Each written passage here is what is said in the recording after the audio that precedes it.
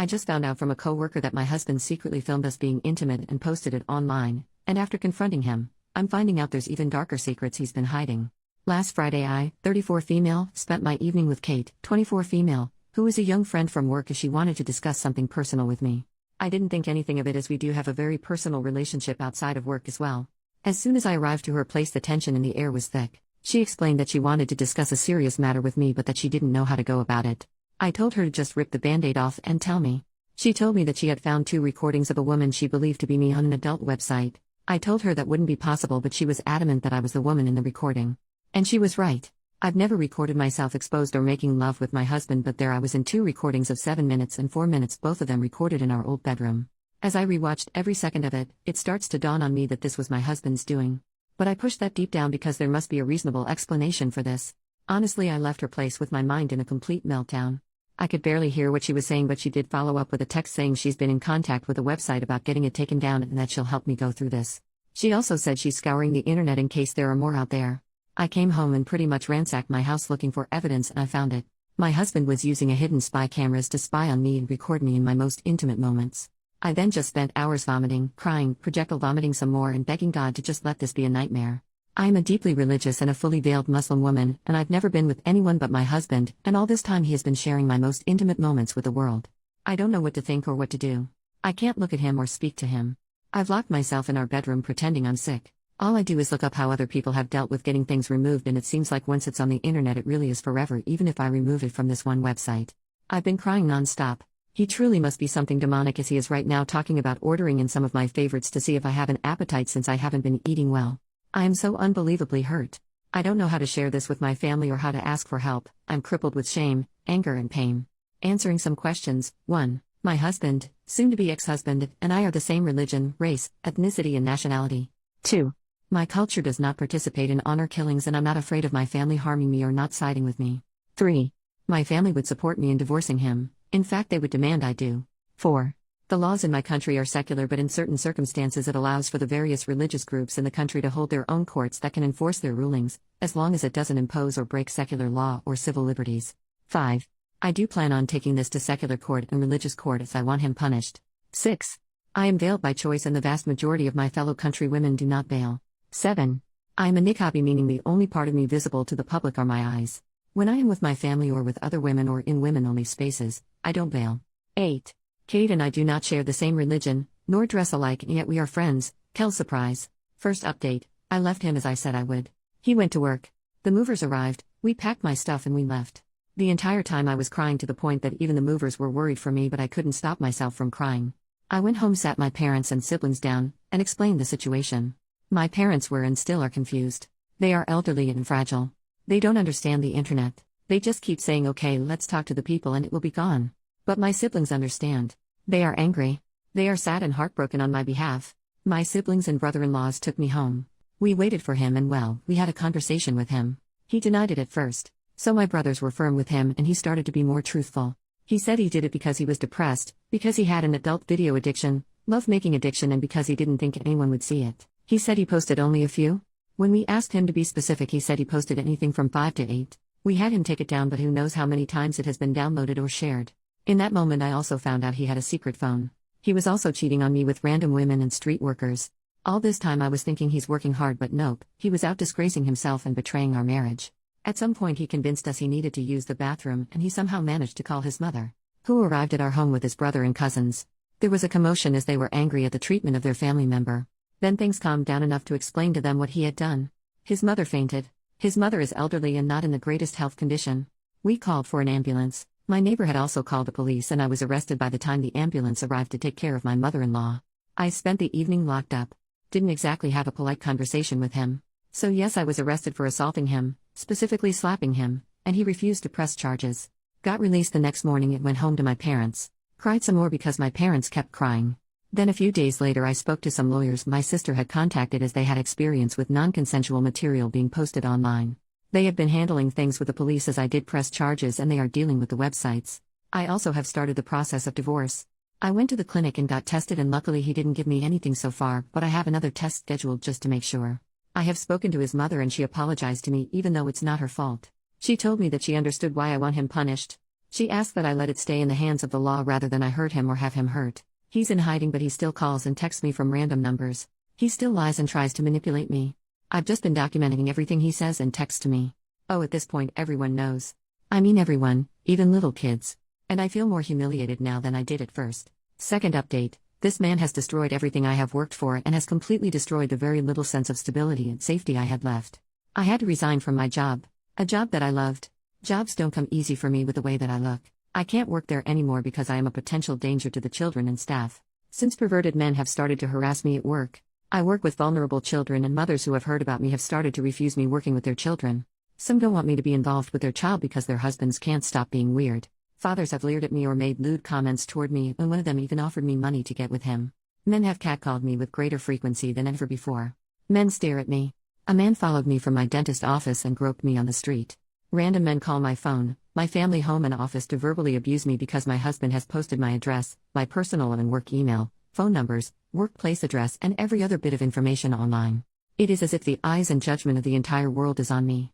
Yes, the great majority of people are sympathetic, kind, and in support of me. Many people have reached out in support of me, from old classmates to former colleagues, neighbors, members of my religious community, family friends, his family, and many, many more have expressed solidarity and kindness, but the crazies and pervs who believe him and are like him are bolder, louder, and much more noticeable. Then I find out from my lawyers and their investigators that he was drugging me and doing this stuff to me as I slept. I suffer from migraines and insomnia and take medication for it. He saw my medication as opportunity to drug me with my own prescriptions. He shared, was actually bragging, on a forum where other pervs congregate how he was so clever for drugging me with my own medication, and they were encouraging him to do more things to me. My soon-to-be ex-husband has also decided to spread rumors that I was aware of the cameras and pressured him into posting online, and there are people who believe him. He also changed his mind about not pressing charges. I went to court. The judge and prosecutors were sympathetic and dismissed the case. It was a combination of my lawyers explaining the circumstances that led to me slapping him and his subsequent actions, threatening me, attacking me, doxing me, and blackmailing me by saying he didn't care about the slap, and that he would drop everything if I forgave him. My lawyers used his own words against him since he wrote it in text, and on a recorded call he admitted to me not having slapped him that hard and that he only pressed charges to cause me harm. But his crimes against me are still being investigated by the prosecutors. Third post, it all boils down to jealousy and me emasculating him. I wish I could say I was feeling better or doing better, but I feel awful, and I am still struggling with everything. It is still his life's mission to be as cruel as he can be and to stand in the way of every step I make. He is still refusing to work with my divorce lawyer. He continues to be difficult every step of the way and has run off his own lawyers. He is now in his third lawyer, and we are again starting from scratch in the divorce negotiations. He has been granted an extension by the courts due to his last lawyer just dropping him a few days before our hearing. As for posting non-consensual material, a trial date was scheduled, and he recently asked for an extension, and he'll probably be granted it as his criminal lawyer dropped him too. So in last month he has been dropped by his divorce lawyer and his criminal lawyer. The man is on a roll. When it rains it sure pours. My father passed a little over a month ago, and my mother is now in hospice care as she is soon to go back to God. I'm sad but not shocked about this, as I've had a long time to prepare for it. My father had been battling cancer for almost 3 years and so was as prepared as a person can be, and my mother's health had been declining significantly for years due to her dementia. Soon-to-be ex-husband decided it was a great idea to corner me at the venue we held the after-funeral meal at. He decided to wait for me to be alone. He approached me as I was cleaning up the venue. I was on my own, and at that time I was kind of exhausted and could not muster up the rage to chase him off as I had done many times before. So I just let him talk. He seemed almost decent as he was giving his million excuses on why things were the way they were. He cried about how awful he feels for hurting me. Then he started telling me about how he always felt I was better than him in everything, as I made more money, was better educated, had been better traveled than him, and that he felt jealous of my confidence, and how in the beginning these were things that he was most attracted to, but as our relationship and marriage progressed these were the things he started to dislike about me. He also said that he was angry that I refused to consider being a stay-at-home wife and mother, even though he knew from the beginning that I wasn't the stay-at-home/homemaker type. He said that he tried to be a good husband, but that my refusal to bend or let him have the last say in things was the catalyst for his anger and need to humiliate me. He talked about how he had always had addiction issues, but he thought that if he was married he would be cured of his depression, his adult video and love-making addiction, and he felt like if I ever found out I would have never married him and or would divorce him, and then it angered him and pushed him to want to punish me for thinking I was better than him. He was jealous and angry about so many things.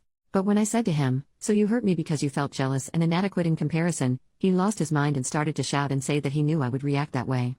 I decided to refrain from commenting further and just let him spill his guts uninterrupted. For 3 hours he made excuse after excuse for why he did what he did. But it all comes down to him feeling inferior to me, him being jealous and angry that I dared have a mind and life of my own. He said right before our wedding he joined a men's group online that were helping him deal with his addictions, and one tip given was to make your own adult videos and watch that instead, but he knew I'd never agree to it, so it was my fault that he needed to spy on me and that he never intended to share it with others, but one day I had angered him so much and as payback he posted it and he felt good. And so every time I emasculated him by having my own mind or upset him in some way or another he would post more. Eventually he gained a following and had so many men asking him to post more, that he started to like the fact that other men looked up to him for his intimate prowess, and at the same time his addiction started to come back and he fell back into his habit of picking up women, and when he couldn't get it for free, he'd hire a street worker. Then I guess it spiraled out of control for him. The more he spent on his addictions, the more lies he told, the more he felt like a failure for me covering our expenses, the more he resented me, and he got stuck in a cycle of self-destruction which in turn only fueled his anger with me. He also says he joined a support group for addicts and started going to an addiction rehabilitation clinic as an outpatient to deal with his issues, and that I should give him credit for that. He feels that I should be proud of him for doing that and that I should take him back since he's putting in so much work. He also feels I should appreciate him not stalking me since my dad died, and he is sincere in feelings this way. He genuinely doesn't understand why I'm not seeing how hard he's been trying the past few months. In his deluded mind he thinks that his honesty in our conversation should count for something and that I am just being a heartless jerk for having been stoic and unmoved by his tears and his show of vulnerability. Even though he gave a great performance of being human during our conversation, I remained unmoved by it because there was nothing to be moved about. I just continued to pack things up from the venue and got in my car and went home. I'm still not working, I still have crazy men calling my phone at all hours of the day, and I still feel humiliated and embarrassed. The only good thing that has happened is that several of the sites have taken down the recordings and banned him from using their platforms. Fourth post, curses are like young chickens, they always come home to roost. Finally I have some good news. So a while back, I was granted a restraining and protective order, and my now officially ex-husband did continue to stalk and harass me. After the umpteenth time of calling the police and going to court he was finally imprisoned, and he has been in prison for a little over a month. I was also granted my divorce. I initially wanted a quick divorce and wanted to just give him everything he asked for, but he kept finding ways to delay or asking for more and more, and I just snapped, so I told my lawyers to do their worst and they did. My lawyers hated him and I got everything I wanted and way more. Not to gloat, but it was really satisfying seeing him cry. This has been the most peaceful month I've had in a long time. This entire time has been such a trying time and it has affected my mental and physical health. I've lost 12 kilograms and I've lost a ton of hair due to the stress he was causing me. But I can honestly say that him wailing in court was the chicken soup my soul needed. I've moved from my city and now live on the other side of the country, and I've gotten myself a decent enough job. I am slowly mending my confidence. I am in therapy and I can't say it's working right now, but I know if I stick with it, it will. The non-consensual material he posted has been removed from the more reputable websites he posted on, and my lawyers were able to get me monetarily compensated, as these companies didn't want to go to court over it. I mean, money doesn't really change things that much and I'm still hurt, but at least it's something. I'm also not so delusional as to think that it isn't still out there in some way or another, and I know there really isn't much I could ever do about that, so I'm just trying to make peace with it. Ex-husband will be serving time in prison for what he did. My lawyers are working with the courts and that should be sorted soon enough. I think the reality of the consequences are becoming very clear to him, as I have heard through the grapevine that he attempted to take his life and is now in protective custody until his trial date. He is facing up to 30 years and corporal punishment, and I absolutely look forward to it.